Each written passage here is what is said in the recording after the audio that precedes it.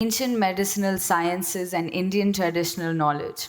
Today, we will journey through the rich tapestry of India's ancient wisdom, exploring the profound contributions of traditional medicinal practices such as Ayurveda, Siddha, Unani. These systems have not only shaped the foundation of healthcare in India, but have also offered invaluable insights into holistic healing and wellness. As we delve into the depths of this ancient knowledge, we will discover how these time tested practices continue to resonate in modern times, emphasizing the harmony between mind, body, and spirit. Let us open our minds and hearts to this wisdom of the past and explore its relevance in our contemporary world. Now, I would like to invite Dr. Kavya Dashora garu onto the dais, the session chair of this plenary session.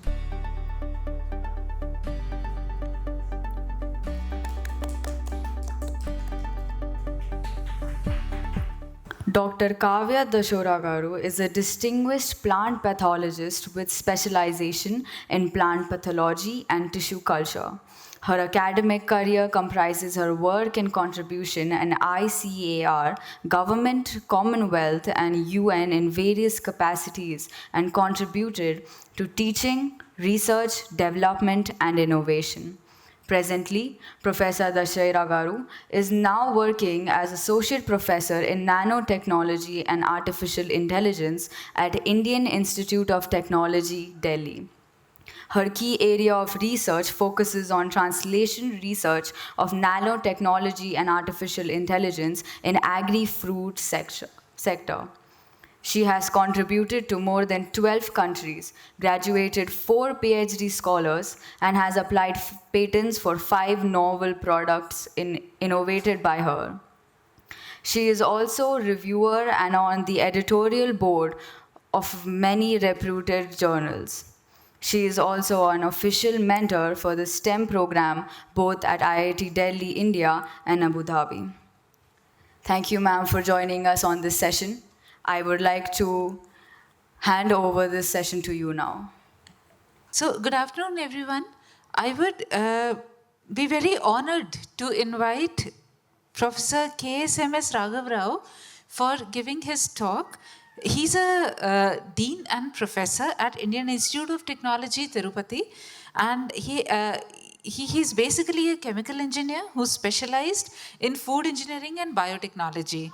So he has obtained BTech from Andhra University and a direct PhD, which is in a student life extremely prestigious, BTech to direct PhD from ICT Mumbai. And after completing his PDF from USA, he had a brief tenure at NIT Warangal before he joined CFTRI Mysore. So he retired there as a director and a very dynamic director. He served as Dean of Admin and Finance and Professor of Chemical Engineering at IIT Tirupati, and he has guided 25 students and currently supervising 9. In 2023, he received the Lifetime Achievement Award from International Association of Engineering and Food in Nantes. He has worked for Nasi Reliance Vasvik Award, holds a national fellowship like FNAE, FNSC, FNAS, and has over 170 publications, 28 international patents, and 55 Indian patents. So it's an honor to welcome you, Professor Rao, and we are just looking forward to your talk.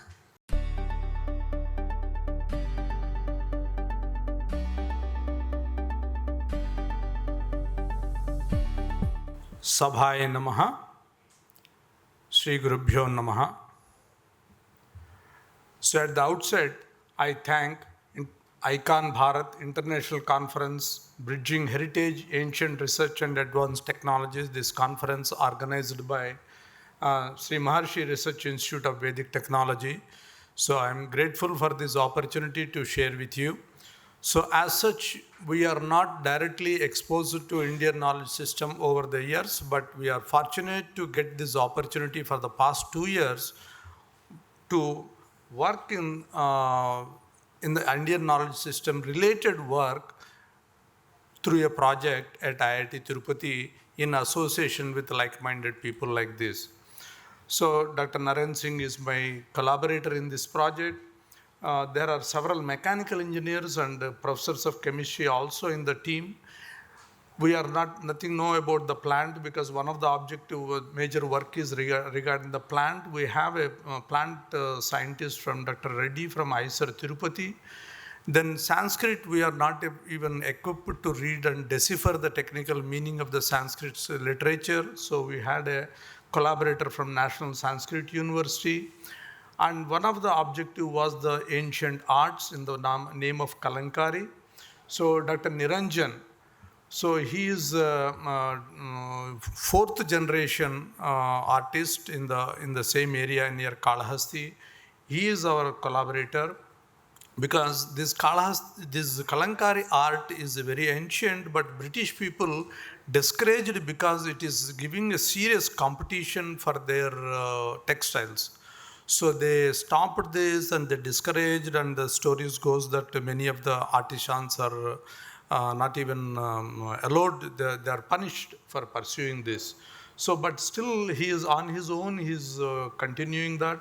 We are glad that we could hire him as an artist in residency at IIT Tirupati. The basic objective of our IKS work, Indian-based work, was approach in knowledge-based, Indian knowledge-based approaches for artisans' traditions. What is the traditional method they are doing? What is the relevance in terms of the modern science? This is another one thing we wanted to look at it. Another thing was sustainable agriculture and food preservation using what was reported in the ancient Vriksha Ayurveda. So with these major objectives, the sub-objectives will be characterization, standardization of natural dye. Because this Kalankari art involves natural dye preparation. That itself is a unique method that has been from tradition. From traditionally, it was handed over to generation to generation.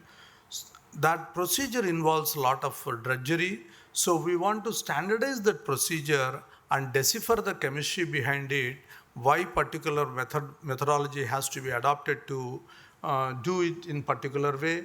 Then dyeing process itself is a lot of drudgery is involved.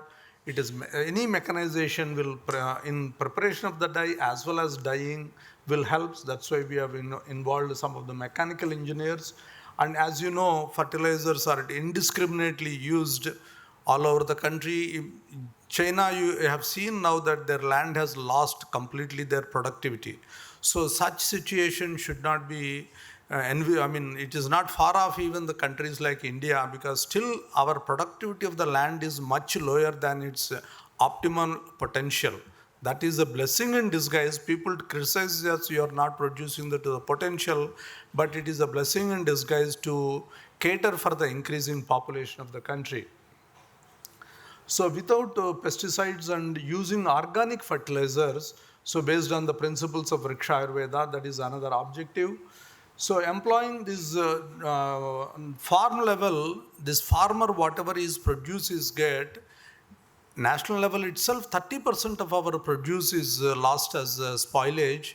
So even farmer, for him it is a big loss. So we wanted to utilize whether he can use this farm level itself, solar processing, so that he will extend his shelf life by some time till he transports to the place of utility or storage or even for the selling.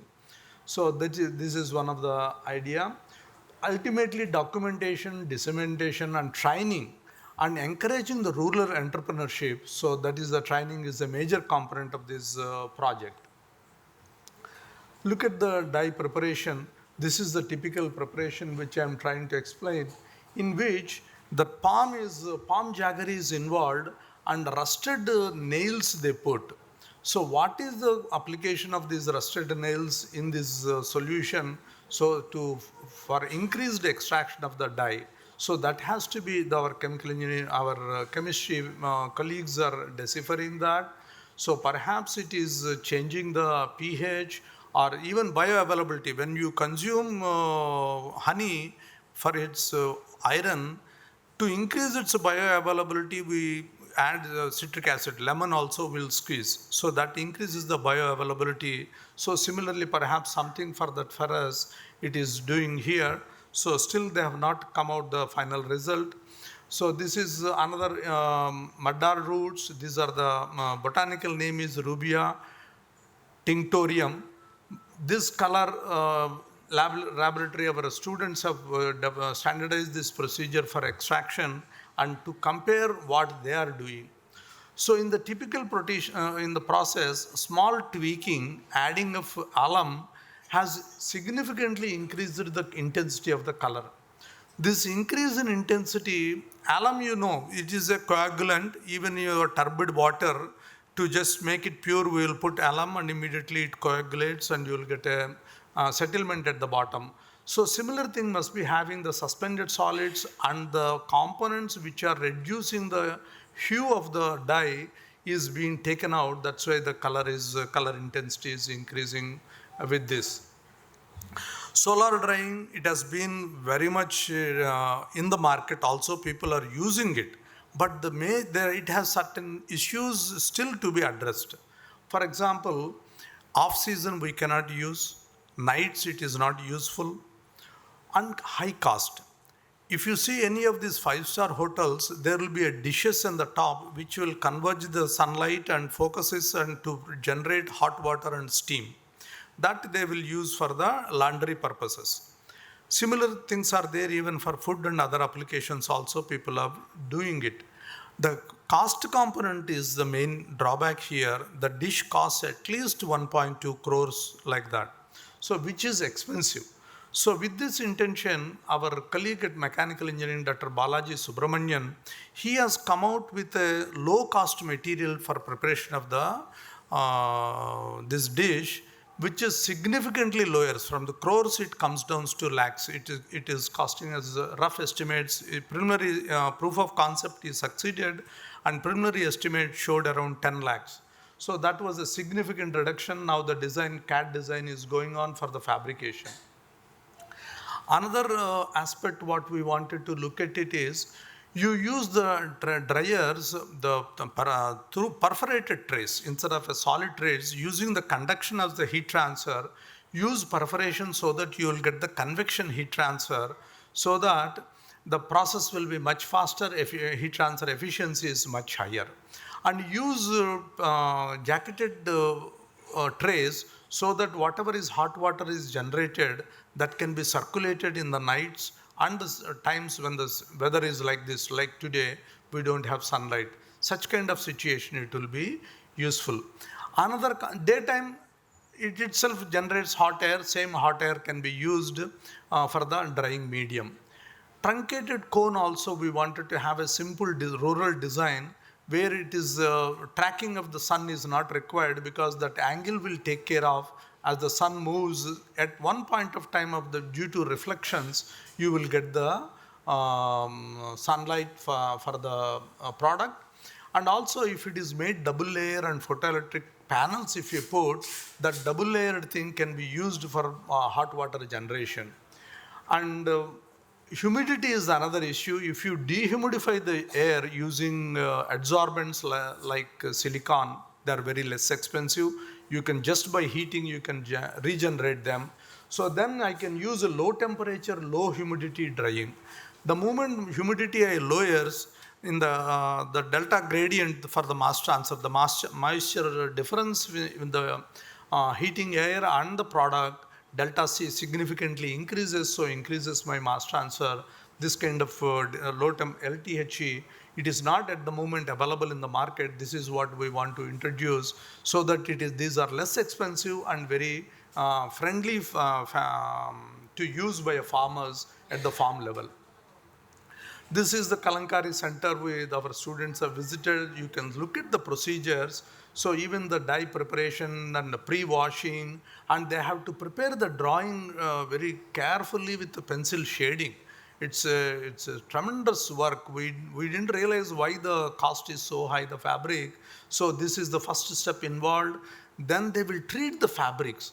They do in solutions containing cow dung, Again, what is the role of cow dung? It has to be deciphered in the realms of modern chemistry. Perhaps the pH is different or the microorganisms are doing something. Then they will give a wash with the milk and myrobalan. So that makes the fabric hydrophobic. When they are putting that ink on the fabric, that's spreading, because if you see at the blotting paper, the moment you put the ink, the blotting takes place, that blotting is avoided. And washing this fabric in a running water is a really tedious thing. We wanted to have a conveyorized machine for that, and even the drying, they are just hanging like that. So even inside color filling, it is a function of humidity. So that maybe that humidity we have to control using some of our ACs. The moment we are accustomed for ACs, some of the ACs, if you fit it in the reverse direction, it will control the humidity. So training part, it is well received. Now he is a artist in residence at IIT Tirupati. Several BTech students and farmers, housewives, rural neighborhood, they all come for that training programs. And now it has become so popular that we are offering a 3-credit course for this. And the trained artisans are they are the teaching assistants for these programs. So they are also getting their benefit. So a third aspect of this project work was natural agriculture, traditional methods using Riksha Ayurveda. So we have similarly, like the IKS, we have International Institute of Vedic Sciences at Rishivatika campus near Madanapalli, very close to Tirupati, maybe 3 hours drive. So there we have a Vedic scholar who has come out with a formulation. He has isolated some of from the waste streams only. He has not used any purchased chemicals from the waste streams. He has prepared these formulations. He named it as a Guruvani. His claim was it can give this, no fertilizers, no pesticides are required. And this treatment with this alone will solve the problems. So the model crops, what we have taken is cotton, mirchi and onion, which has a serious issues. Otherwise also, one by one, I will case study I will present for each crop. So this initial trials we have done at Rishivatika campus, the model plots of 10 feet by 3 feet to prove the concept. This is Dr. Naren Singh along with me.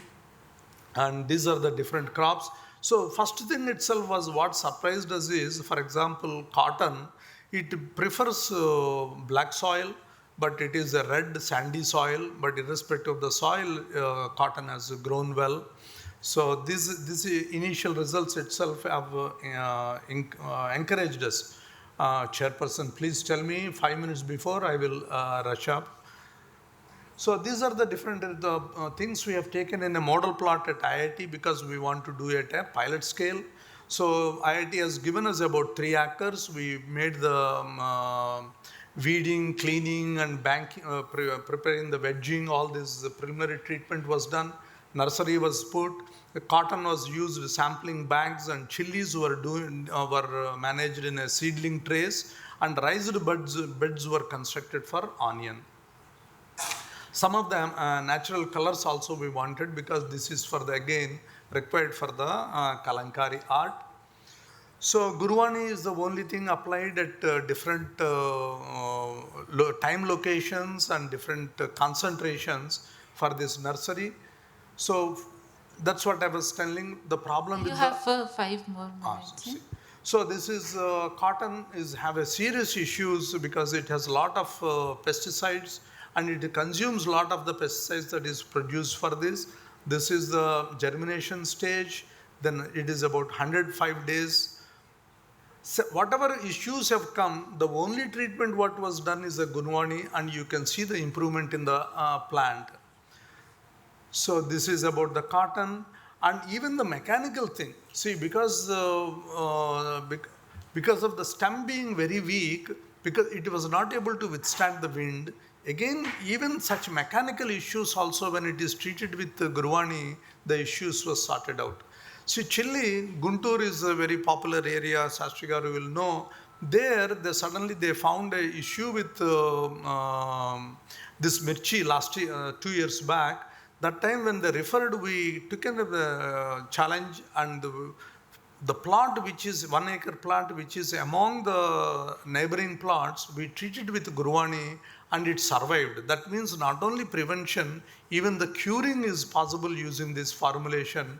That was our observation. This is the IHR sample in the trace for the chili. Even in the case of chili, only treatment will, even nutrition problems were overcome by giving this treatment, nutrition deficiency also. Onion is another crop. As you know, Maharashtra elections are also lost because of the onion. There's a national commission was formed on onion. Incidentally, I was requested to chair the commission, the mission, national mission. So 14,000 crores is the annual loss for the country because of the spoilage of oil and onion. So that's why we have given, I selected several team along with me, and we funded the several institutes across the country, research projects. We also one of the applicants, but I being the chairman, I opted out. I will not take their financial support. So this is what we have done for the onion at our model plot. And all the issues again were solved using just Gurwani only. You can see that either pests or disease or deficiencies, everything was overcome. Then after the nursery, it has to be transplanted into the real situation. That was done after 60 days of germination. Immediately mulching was carried out because moisture content is very important, so that it will retain the moisture around the root. And cold temperatures and drizzling day was selected because it gives a shock for the plant when you transplant it from the nursery to the near real plant. Now this is the arrangements was done. Alternative lines we have put chili and cotton, and spacing was given, good amount of spacing required for this cotton as well as this. And in between we have put this onion plants. And this is the large scale, and drip irrigation was used so that to consume that is the corner what you are seeing is the nursery. And we have an incubation center, food processing center also has come. This is the research park of 18 acres away from the main campus of 540 acres of IIT Tirupati. In this, we are utilizing this space. Whatever is produced immediately can go So for you may please processing. wind up, sir. Yeah, please. So this is the, what I was very excited about it is, it looks that we are almost about to solve this major national problem of this natural agriculture using this Gurwani. So then there's one Kudali Mutt in Karnataka. They have given us 100 acres as a model plant to go for the next stage. So if that is proved, then we want to approach the government of India for putting into the ICAR or Ministry of Agriculture for the large scale implementation. Thank you very much for your interest. Thank you, sir. It was a phenomenal insight into the traditional way of non-chemical way and the healthier way of growing the plants, and also the Kalamkari art. Any woman would actually know it is one of the most premium collections in her wardrobe. So is there any question we may like to ask from Professor Rao? Sir, if you may permit, I have one question. Please, I would just like to know about the residual effect, or maybe the Gurwani, in the fruit, like these are the fruits which are directly consumed, like chili and onions. So do you feel there is a residual effect in terms of organoleptics? It is absolutely, it is a natural material, so there is nothing harmful in this. What is available in the nature only is doing and preparing the formulation, and we are giving it the root. So it won't translate, and there is, if I use any chemical, I can say there is a toxic, but still toxicity studies we have will give in the lab and get it. Organoleptics, the taste, the smell. No, in fact, taste is flavor, taste have improved, its immunity has improved, yield has improved. Oh, I actually All feel it's a too good to believe. good That days kind- are yeah, good that days kind are of ahead thing. in terms Yeah. of tasty Yeah. vegetables back. His name is Valmiki Sudhakaran, sir. He lives at the Bangalore with his doctor friend, but he visits our Vedic Institute frequently. No, he has not yet made it confidential, but he disclosed to us. We have, one of the farmer we have given. He is doing a large scale production and selling around. He is making money, but we will maybe we don't know whether we patent it or just give it to government of India. Yeah, that kind of thing. Yes, I think so. I will find out. I can share the contact. Yes, please. Namaste. If it is okay for you to perform this, I can actually give about 150 to 200 acres That's in great. Houston, Texas, not in India. Yeah, that we you will can try. We actually will try perform because this. our association people are there in abroad also. Yeah. So we will attempt that. I will share your Sure, sir. contact. Thank you. Thank you.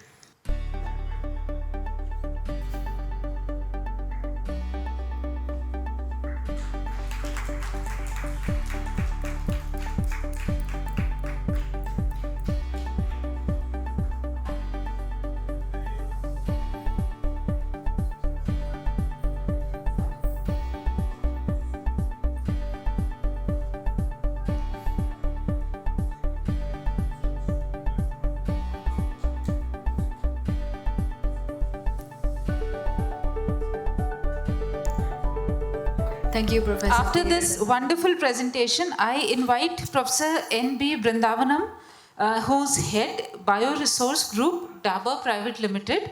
And it is a great honor to introduce Professor N.B. Brindavanam, who was born in 31st March at Nalgonda district of Telangana state. And he has done his graduation in Ayurveda and from Osmania University, Hyderabad, and post-graduation in medicinal plants in distance learning mode. Later, after a stint of clinical practice about 5 years, he joined the pharmaceutical sector in 1985, and to be precise, he worked for 8 years with R&D, Maharishi Ayurvedic products, for 24 years with Dabur Research and Development Center, finally superannuating in 2017. Presently, he has obtained a PhD degree from MIT University, post superannuation in Natural Resource and Sustainable Development. Professor Brindavanam, we welcome you and we really look forward to your talk.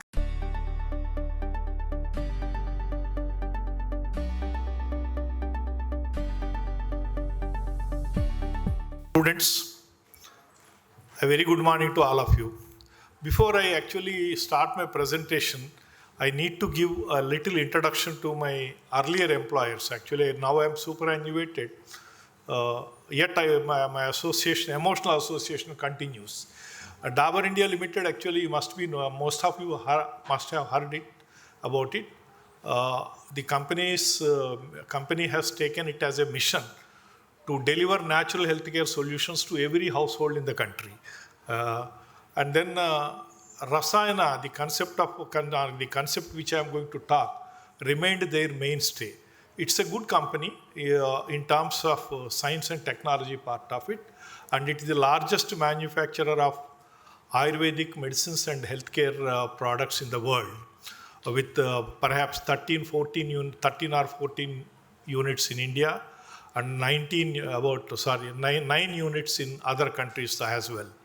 So one of the important aspect of this company is, though they work on the classical Ayurvedic medicines, and Ayurveda itself is a very marketable concept actually, but despite that they were interested to validate the concepts of Ayurveda, and the products which they make, including the ingredients they use, they would always prefer to go for a scientific scrutiny, understand the inherent mechanisms of their healthcare benefits, etc., and possible extent pass on this knowledge to the consumers about the benefits based upon the science. This is the kind of background, and though this work, whatever I am going to share with you, I was involved in the biomedical research between the years 1993 to 2000. From in the year 2000, I was asked to do something else in the company. And almost this is whatever work I am going to share with you is about 20 years of work. Therefore, I am naturally anxious whether I will be able to recollect everything and then share with you adequately or not. What I would like to do is, my objective of one, I wanted to talk you about a brilliant concept of Ayurveda, the Rasayana therapy or Rasayana Chikitsa, and the Rasayana formulations and the medicinal plants identified for the purpose of Rasayana. This is first part. The second part is I would like to illustrate the brilliance of this Rasayana concept using a modern scientific investigations. What I will do is, I will do the reverse. First of all, I will narrate very 4 case studies of scientific research on the Rasayana herbs and the formulations, solely conducted by Dabur, and then followed by the explanation to the inherent mechanisms related to Rasayana. So, this is the first slide I would like to show. It is understood phenomena that all the living beings are surrounded by a bioenergetic field. This bioenergetic field, we call them, because bioenergy, the continuously all the living organisms emanate some degree of radiation. And this radiation is not visible to the naked eye, neither it can be photographed by an ordinary camera. So therefore, they use the technology called Kirlian camera. The Kirlian camera would not take your image, but it would take the entire image of the aura emanated by the living organism. So here I am showing but taking an aura is simple. Taking a photograph out of the Kirlian photography could be simple if you have the equipment necessary. However, interpreting the data, interpreting the patterns of the aura is a highly complex job, and it requires a highly seasoned expertise in the area. One professor, Edward Namo, in Russia, did this particular study for us out of his own curiosity. He is a highly qualified parapsychologist, and investing huge amount of research and time on the study of the human aura and correlating with the human health and the psychological status of the individual based on the aura. So this is the kind of work he was doing. And when he came to know about the concept of Rasayana and its effect on the stress, he thought it would be interesting to do a study on this pattern. Actually, if you look at the aura, what happens is, we all see in Hindu calendars or in pictures, we see a white radiation around the gods or the ancient rishis and sages. What actually does it mean? The white colorless aura shows a state of perfect health, what we call actually samadosha, samagnischa, samadhatu malakriya, prasanna atma indriya mana. That is the definition of a perfect health as defined in the Ayurveda Charaka Samhita. So when you are in that perfect state of health, particularly with reference to the characters, the prasanna, atma and indriya, when these three are in perfect balance, the aura would be colorless and white. Almost every human being will emanate a kind of a colored aura, and the color patterns depict your health status. It shows your psychological status. For example, if you take my aura now, it will show highly what I call actually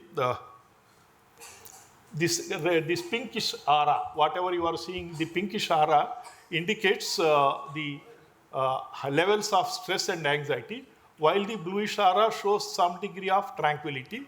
Now, this is after 10 days of treatment of a Rasayana product called Shilajit, the asphaltum, and then after 15 days of treatment, you see the intensity of the pink aura has reduced and the blue aura improved, and that is what the Professor Edward Namo interprets, that actually the therapy with 15 days of therapy with Shilajit reduced the levels of stress in the individuals. This is the picture of not the kidney. This is the picture of the aura of the thumb. Actually, the thumb was placed on the camera and the aura was captured in this particular picture.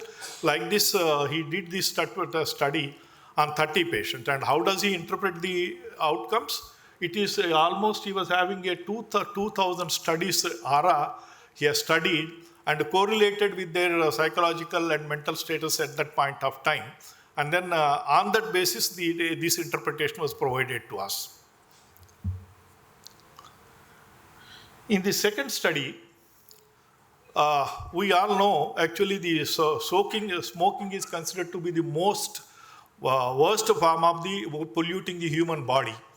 You know, it causes one of the important negative effect of smoking is the damage to the chromosomes, which we call as the claustogenic effect. In this particular study, Chyawanprash was administered in smokers population, and this effect was studied on the mitotic index, satellite associations, and the frequency of the chromosomal aberrations and sister chromatid changes. See, there are three. In this, you find that the first bar shows the normal individual who are not smokers. That is the chromosomal status. And the red one is the pure smokers before the treatment. And the second part, the third bar shows the effect of Chyawanprash on the chromosomal damage. You know, you see in almost all the parameters, the Chyawanprash administration has shown that the chromosomal damage has been controlled effectively, and the outcome has been statistically significant. Now, the other aspect is in the cancers, radiation is one of the commonest approach today, and then radiation has its own degree of effect on the body, and this is the study again on using Chyawanprash in radiation-induced skin disease. Actually, in this particular, you see, there are three groups. One particular group received Rasayana, the Chyawanprash alone. Sorry.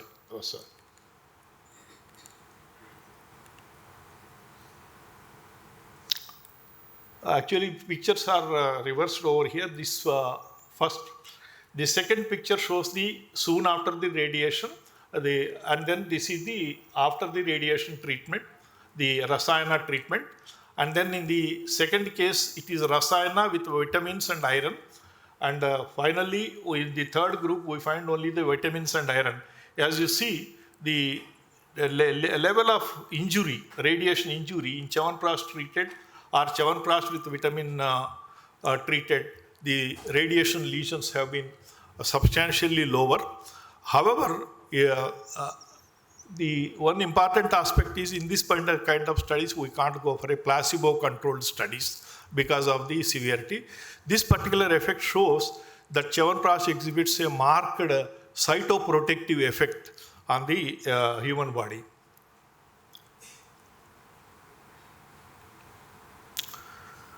The next case I would like to narrate you is the administration of ashwagandha in ashwagandha extract on the generalized anxiety disorder. The study was done by Professor Mansha Ramani. In this particular study, the two groups of patients were administered. One group received the ashwagandha extract capsules. The other one received the placebo, equally matching placebo.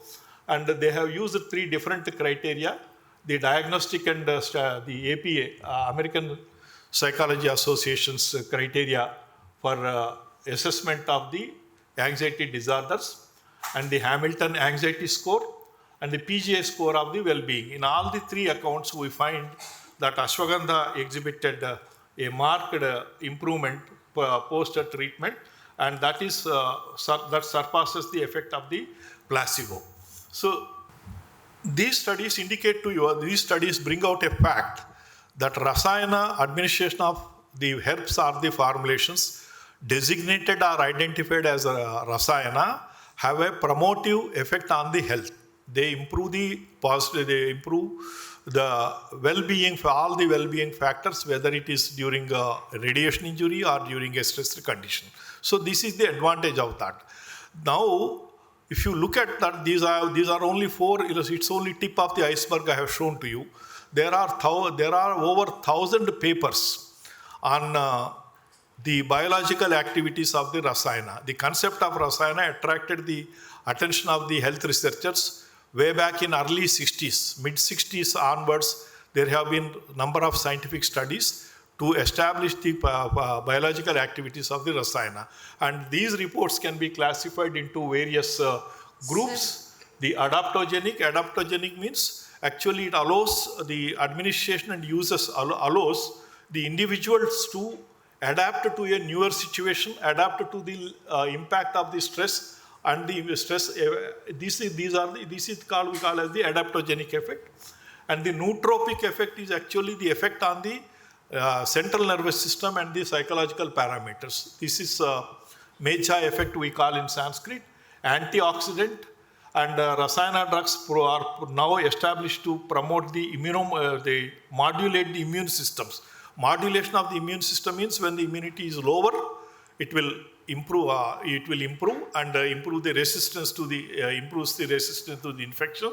On the contrary, when the immune system is working aggressively, causing to the autoimmune disorders, then it has a positive effect by reducing the level of, by tone down the immunity functions and make it more intelligent, and then anti-stress and the anabolic effect. These are the 6 effects that have been widely demonstrated, and of course more also.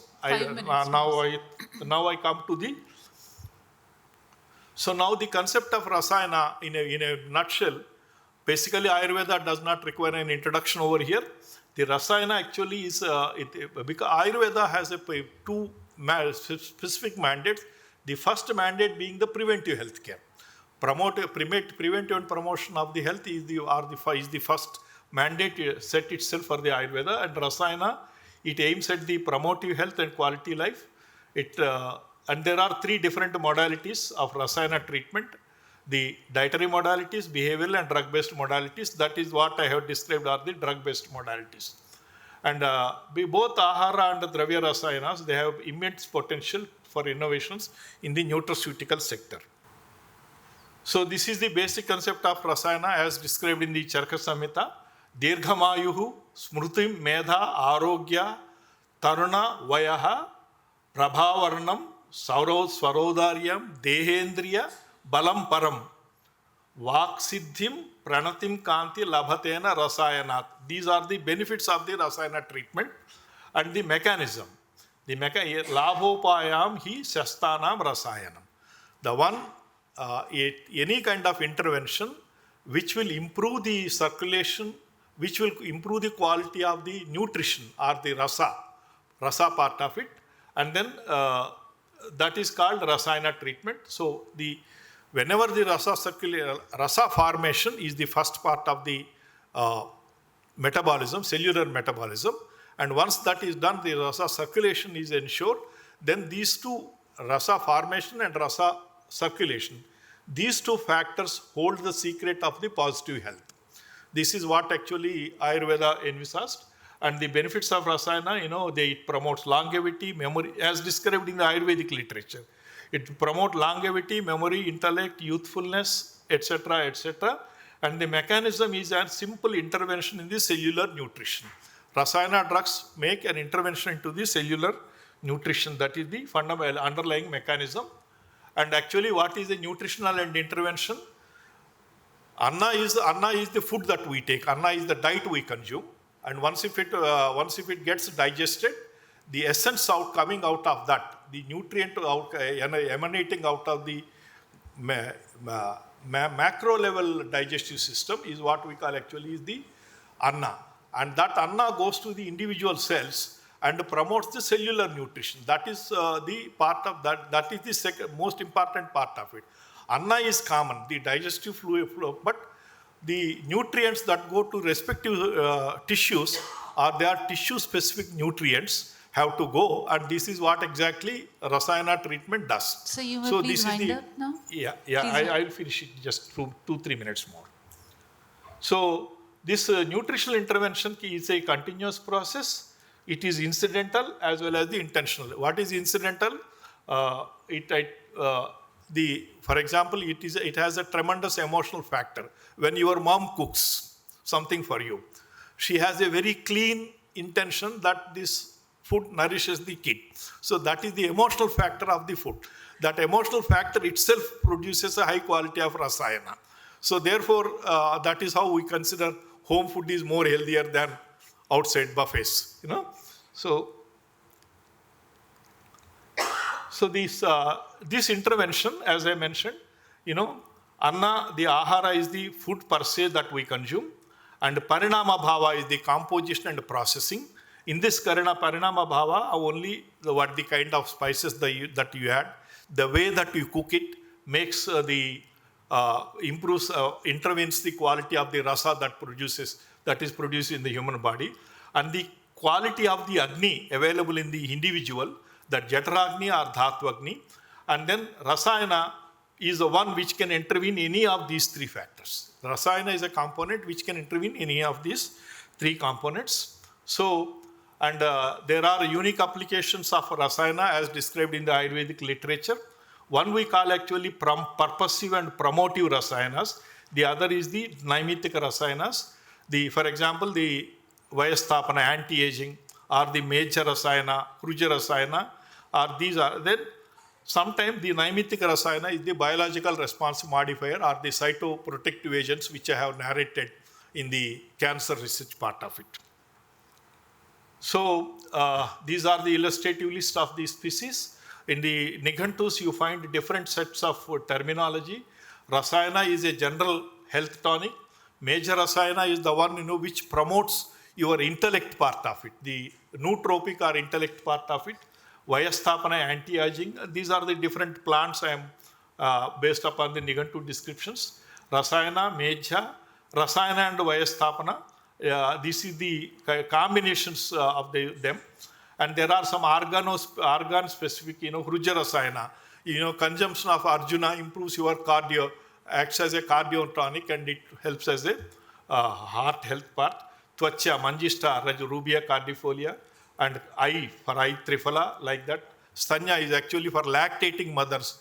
The Jeevanti is considered to be an important galactagogue drug. Now in the present case, now I come to the conclusions. What is the importance, or what could be the importance of rasayana? For that purpose, we need to understand the present healthcare scenario.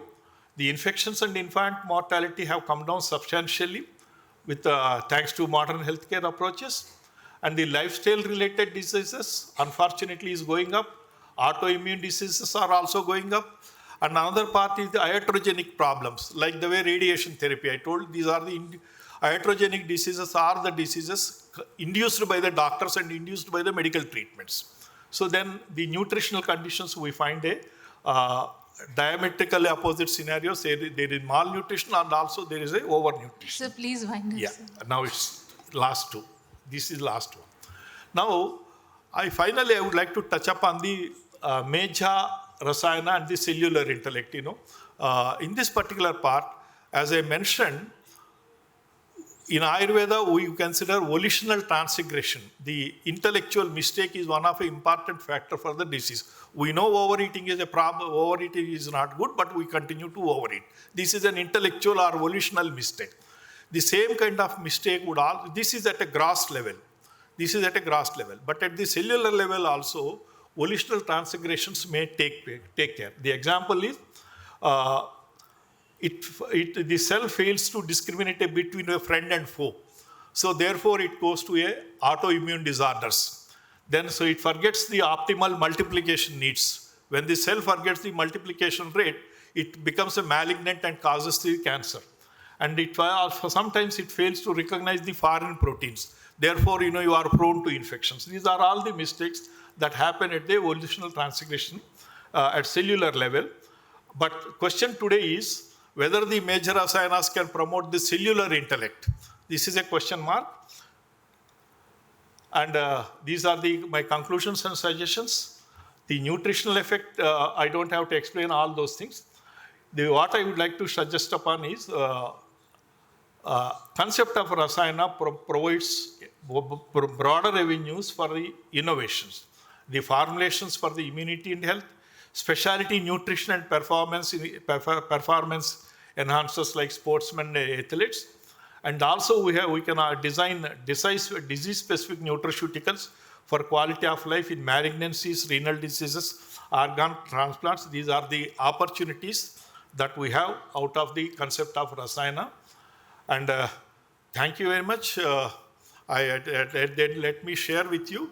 I knew the institution SRIVT for only few months, and somehow or other, Shastriji reposed a lot of faith in me, and he encouraged me to dig out into my past experience. As I said, these are the works I stopped doing sometime in 2001.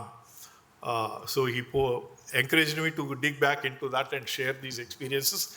And I thank you for your patientful attendance. Thank you, sir. We have had a wonderful talk on Rasayana Chikitsa and the impact on the human body and the cellular memories. So any question for Professor Brindavanam? It is Kirlian camera. I don't know the underlying mechanism. Okay. How does it work? Actually, Kirlian camera, once upon a time, it was available only like your ordinary cameras. These pictures were taken in a hard specialized film. Okay. These are not ordinary. X-ray film is also not useful for this purpose. Nor a normal photographic film will be useful. It's a specialized photography. But I don't know the underlying principle of how the Kirlian chromatograph pictures take the aura part.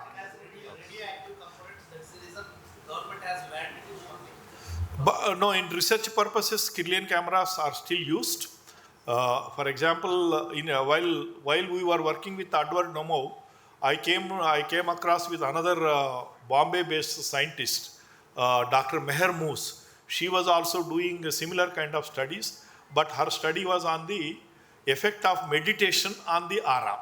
She was doing that kind of work. Thank you, Dr. N.B. Brindavan Garu, for your insightful speech. I would like to ask Session Chair Dr. Kavya Dashora Garu to present memento, shawl and certificate to our speaker.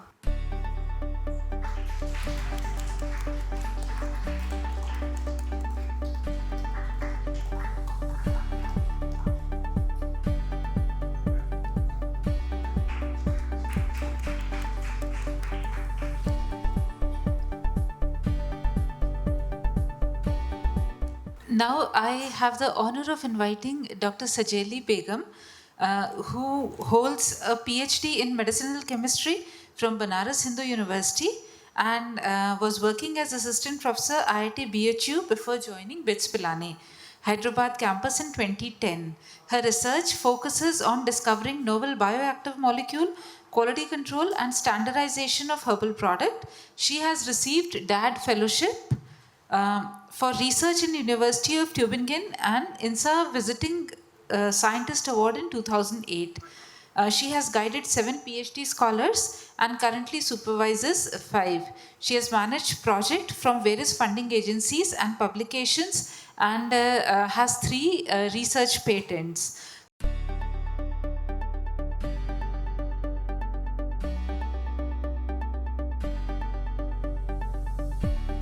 Thank you, Dr. Kavya ji. Very good afternoon to all. I'm very much pleased and honored to take part in this iconic event organized by SRIVT, marking its Silver Jubilee celebration. I'm also very much thankful to the director of SRIVT and also the organizing team, for giving me this opportunity to share my views, particularly to share some of the basic strategies towards driving international recognition of our Indian traditional knowledge. Yeah. So my childhood days were very pleasant, and I'm very much grateful to God for that. I always, cherish the memories. One of the cherished memories, include the drinking of kashayam. So, most of you may be aware of this kashayam, which is a traditional Siddha formulation, made out of herbs. So every Sunday morning, without fail, my mom used to give me this kashayam made out of several herbs like neem shoots and then dry ginger or vasambu and nutmeg, all these. So before I got introduced to these medicinal plants by learning the course pharmacognosy or advanced pharmacognosy during my bachelor's program, I just got introduced, or gained some knowledge about these medicinal plants through my mother and my grandparents. So this, kindled the interest inside me to do a research in the area of medicinal plants, particularly to know about the chemical constituents, that are responsible for the activity. Because parents, when they are giving the food, or any kind of herb or leafy vegetables, they say that, see, if you eat this, it will give you this benefit. But how does it give the benefit? What are the components that are present, and that are responsible for this activity? That is not, properly clarified to a kid. Yeah. So the Indian traditional knowledge, I strongly believe in this, and it has gained the popularity worldwide. But still, you can see that it has not attained the complete acceptability as it of the allopathic medicines. Because allopathic medicines, are considered to be well regulated, yeah, and there is a very stringent regulation on controlling the quality and the safety of those medicines. Yeah, so when the Ayush products, okay, or dealt, people say that they are not very well regulated products, particularly about the chemical constituents, or the formula are not well clarified. Yeah.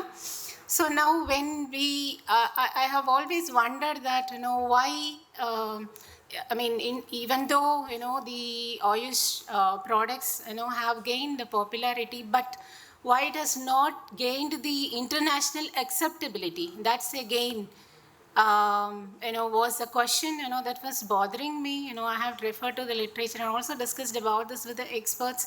So what I understood is, my view is, if we give a scientific validation, okay, or a scientific evidence for the activity, of the Ayush product, or a scientific proof for the traditional claim, it will be acceptable. So we have to build, sorry. Yeah. So the traditional knowledge, has to join hands with advanced technologies, okay, to build the trust, and this will give the international recognition, right? So through this, we are going to give a patient safety, and always, people ask that, of course, medicines, are for patient safety, scientific evidences, why do we have to bring out proof, okay, or a scientific validation using these advanced technologies? Because it's going to give the identity for the medicine. Because there are several herbs, which have very synonymous names, okay, the regional names are very much similar, but what is that exact herb that is used, for making the formulation, that need to be identified clearly. And also to get the consistent quality of the medicine, okay, not to have any kind of batch to batch variation, during the Ayurvedic or any Ayush products manufacturing, okay, so we have to have a control. So for this also we have to use the modern techniques, okay, to give a consistent quality medicine, and also particularly, to make sure that there is no toxicity, of these herbs that are used in making these formulation. Yeah, so safety and efficacy of the medicines are very important, okay, and regulatory requirements, conforming to the regulatory requirement is again very important, okay. There are European regulatory agencies, and also recently, CDSCO, our regulatory body, has also come out with certain improved regulations, okay, for the Ayurvedic or the Indian traditional products, okay. So we have to conform to that. For this, again, we have to give the proof. Yeah. So for the overall, improvement of the health and the well-being, okay. So we have to work together, to bring the scientific evidence. Yeah, so there are some official resource materials published by the Ministry of Ayush. Yeah. So the Ayurvedic Pharmacopoeia of India for the formulations and for the herbs they have published. So they have set certain set of standards. Okay, they have prescribed the standards that are to be complied by any medicine that is manufactured by the Ayurvedic manufacturers. But according to the regulatory guidelines and pharmacopoeias, if you see, identification is majorly based on the macroscopic and the microscopic evaluation, and recently they have also included the chemical profiling of the herbal materials. So with this, they are assuring that the quality and the quality of the Ayush projects, okay, or products, okay, could be controlled, and the standardization, okay, could be achieved. Sorry. Yeah. So what are the major challenges, okay, related to these medicinal plants or the herbal preparations? So there are variable sources, for the herbs and their chemical complexity. And we need to make a right identification of the herb, and we have to have a quality assurance of the starting materials that are used, for making the preparations. So that's going to contribute to the safety and the efficacy of the final product that we'll make. So this is again going to validate the traditional knowledge. So all that we have to do is the quality control and then the standardization using modern analytical and molecular techniques. So this is going to give the scientific validation for the safety and the efficacy of the herbal extracts. So the point which I want to insist on, okay, with this speech is development of the markers. So using a marker compound, particularly the bioactive substances as markers for the standardization of the extracts is very, very important, okay, if we want to make our market, okay, internationalize. So there are different types of markers that are used by companies. Okay, so DNA markers are used, and this can be extracted from the fresh or the dried plant tissue, and this can be used for identifying the genetic variation, medicinal plant breeding, and also for the authentication of the medicinal plants. And the second type, biochemical markers, these are proteins or the enzymes. This again can be the enzyme pattern, okay, can be used to distinguish the closely related species, okay, and to identify the specific species, that you want to use it as a raw material for your herbal formulation. And chemical markers, so authentication of for the authentication of the genuine species, yeah, so you have to use a chemical marker, okay, and these markers again are useful to come out with the substitutes for the herbal materials also, because there are many species which are found to be endangered, okay, so if you want to bring a substituent, okay, to any of the herbs, okay, then definitely you need to have a chemical marker, okay, to prove the activity, okay, or the bio equivalent activity, okay, of the herb. Yeah. So I will just describe, the general procedure, how we can develop these chemical markers, okay, and you can use them for the standardization purpose. Yeah. So it's not an easy task, to isolate or purify the individual constituents, from the complex extract, okay, and to develop them as the chemical markers, right? So there are several extraction procedures that are in use, okay. So you can use either a solvent extraction method or a Soxhlet based extraction method, or microwave assisted extraction method, or ultrasound assisted techniques, or microwave supercritical fluid extraction, or a simple distillation or the hydrodistillation method could also be used, for extract preparation. And when the crude extracts are prepared, then you can take it forward for the enrichment process. Yeah, that again can be done with the help of the solvent partitioning method, or the fractionation method, or adsorption chromatography you can use, or membrane filtration techniques can also be used, okay, or solid phase extraction methods can also be used for this purpose. So now when you want to develop an marker, you have to isolate the individual components, particularly the one that has the biological activity. So for that, we scientists are majorly dependent on the various chromatographic techniques, like preparative HPLC method or the high-speed countercurrent techniques can be used. Or simple, sometimes, if a plant has a particular constituent, okay, in major amount, then a simple crystallization method would also be helpful. Yeah. So to get a very pure molecule, sometimes you may have to go for the multiple times, doing the chromatography. Yeah. So if you are focusing on to the bioactive components, then it is advisable to use the bioassay guided procedure for the isolation and the purification purpose. Yeah. So you can have the extract that is prepared using a range of solvent, yeah, from the non-polar to the polar you can have, and then you can subject it to some simple cell-based assays, okay, so to identify, which solvent-based extract, okay, is found to have the activity. So once when you have identified that, then you can go for doing the fractionation using different solvents, and all these fractions can again be subjected to a bioassay. Yeah, and then identify the specific isolate or the fraction, that is found to have the activity. So now Madam, only you have this 5 more fraction, minutes left. yeah, only this fraction, you can take it forward, for the chromatographic methods. So this is again going to have the bioactive substances, and these bioactive substances, isolated, can be subjected to various structure elucidation methods and can be further developed as the marker molecules. Yeah. So there are several structure elucidation techniques, okay, that are known and that can be used. So traditional ways or the chemical methods, okay, and the modern ways, you can, for the modern ways, you can use various spectroscopic methods, okay, so UV, IR spectroscopy, proton, NMR, and the carbon NMR techniques, okay, can be used. And there are some advanced nuclear magnetic resonance techniques or used, okay, so one-dimensional and the two-dimensional techniques, okay, are available, and that you can use for the complete structure characterization or the structure elucidation of the molecules. Yeah. So in the pharmacopoeia, there are some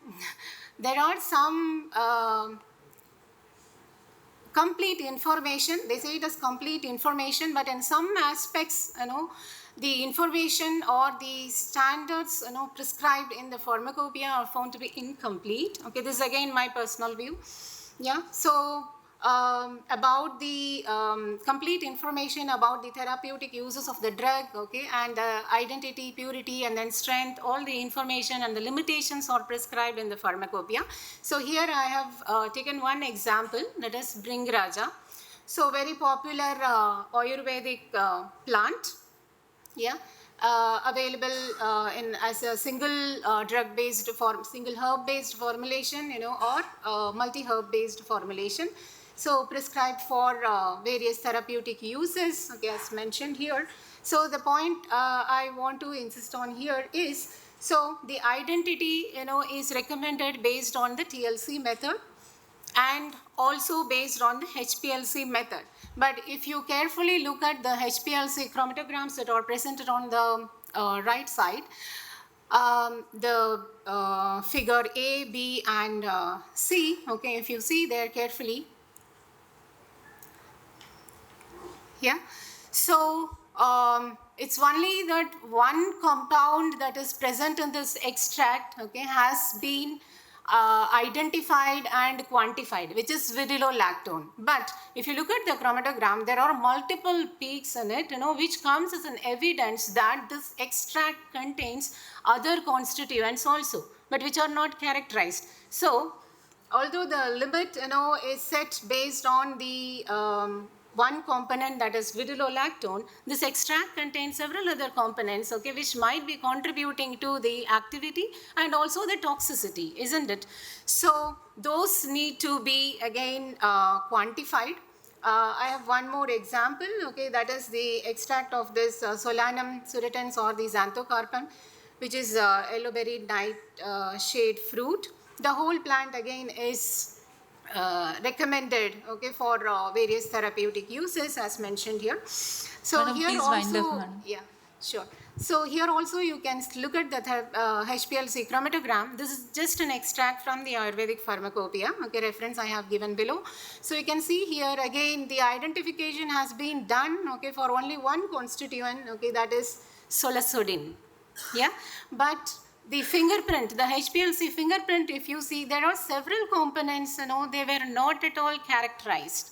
Yeah, that would again give a significant contribution to the activity and the toxicity, right?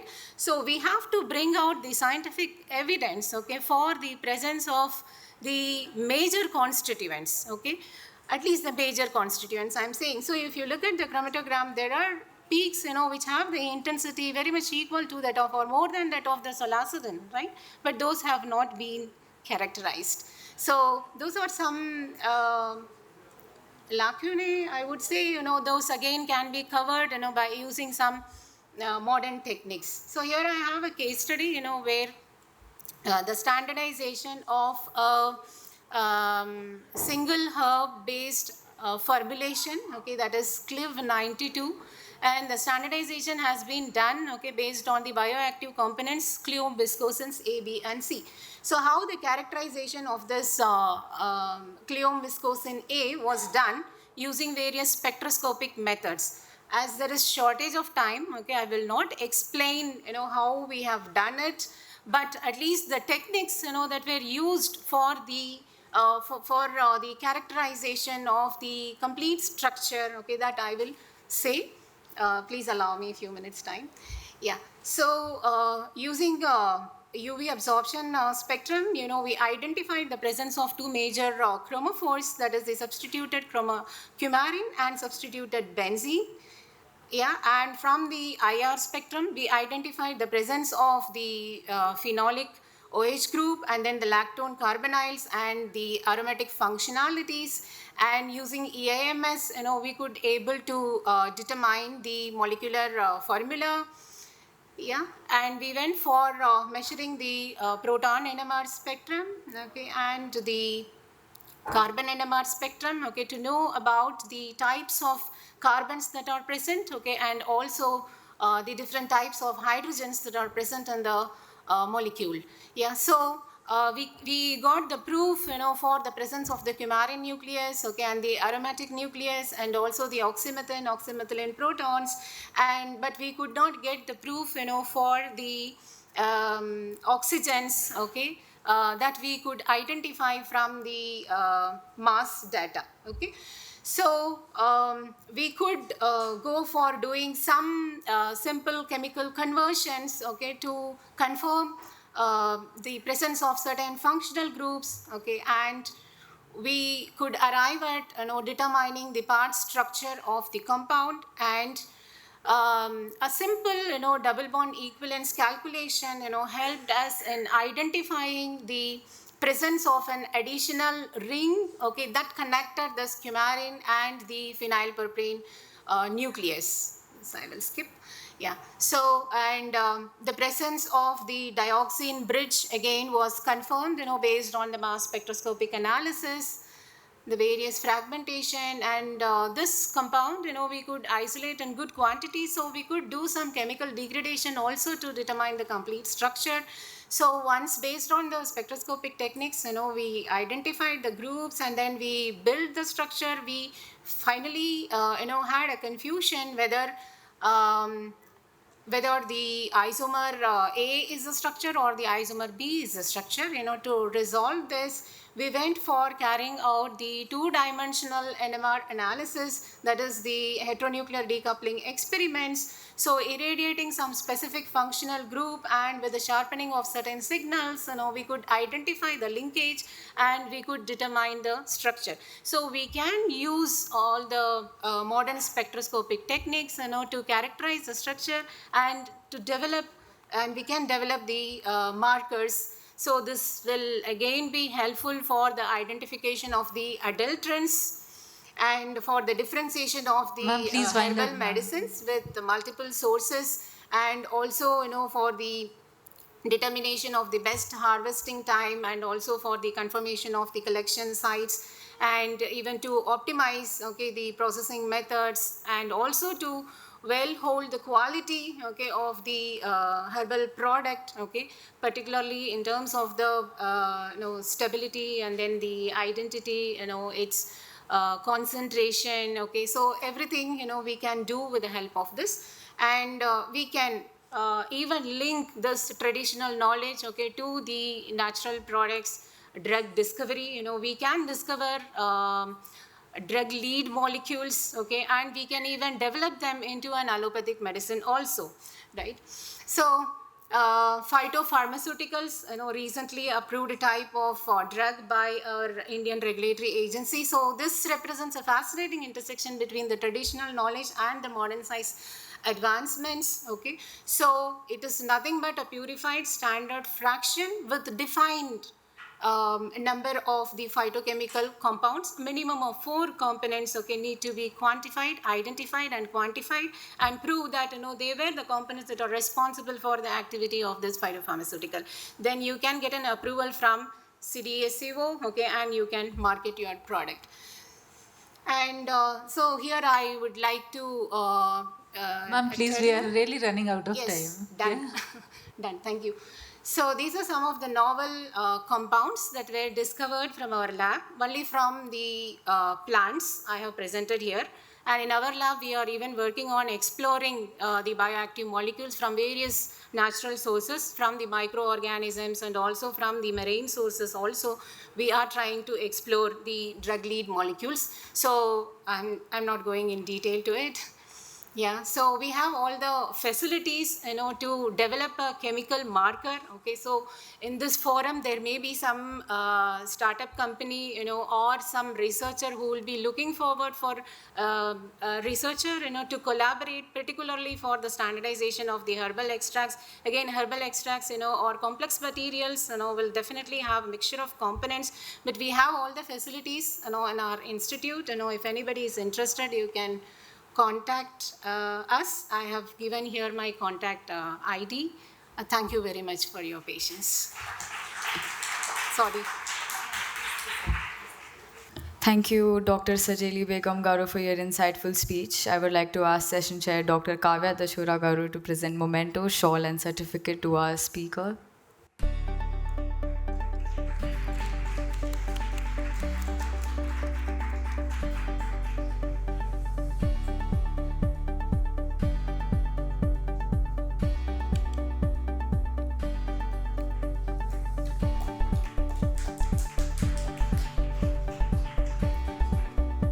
So as we come to the conclusion of this session, I'll quickly wrap up because I know I'm standing between you and your lunch.